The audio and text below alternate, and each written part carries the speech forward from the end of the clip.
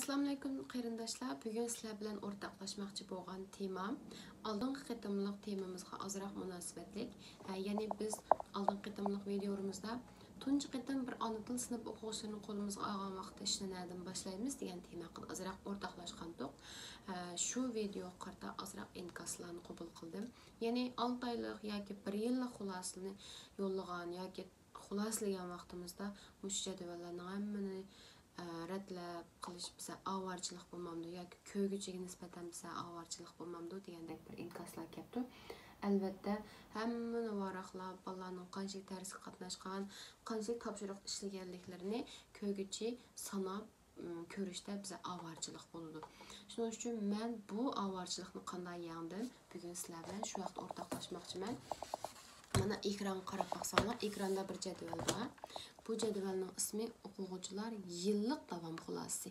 Men buni shu yillik xulosa yozgan vaqtimda shu ko'yguchilarga oson bo'lsin va menga shu hamma jadvalni saqlagandan shu bir jadvalni saqlash menga biza qulay bo'lsin deganligini o'ylab turib bu jadvalni tuzib chiqqandim.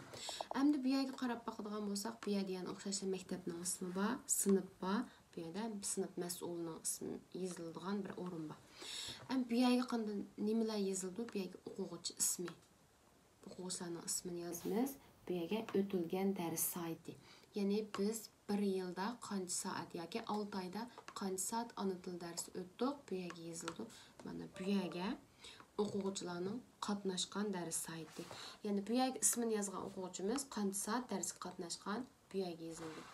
Yani bununla o'xshashlar o'quvchilar yillik topshiriq xulosasi jadvaldan birisi bor. Uningdimi mush jadvalning shakli o'xshash, ammo yoziladigan mazmun mana bu yerga berilgan topshiriq soni. 1 yilning ichida qancha qitim topshiriq berganligimiz yoziladi. Mana bu yerga bolalarning qancha qitim topshiriq ishlab bizga avatganligi yoziladi. Endi bu yerda balkim o'quvchilarning soni ozroq bo'lib qolgan bo'lishi mumkin. Ba'zi o'qituvchilarning ishiga bu jadval mos kelmay qolishi mumkin.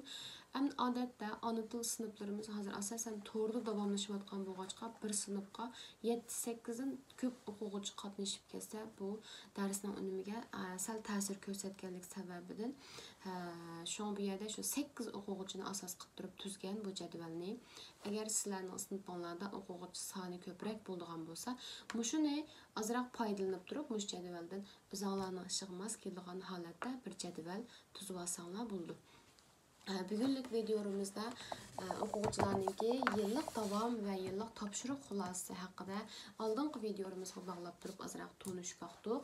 Men o'zimningki qisqacha tajribam orqali sizlarga ozgina bir video qoldirdim. Keyingi qitimliq videomizda ko'rishguncha omon bo'linglar. Inkas rayoniga qimmatli taklif fikrlaringizni qoldirib qo'yishni unutib qolmanglar. Allohga omonat.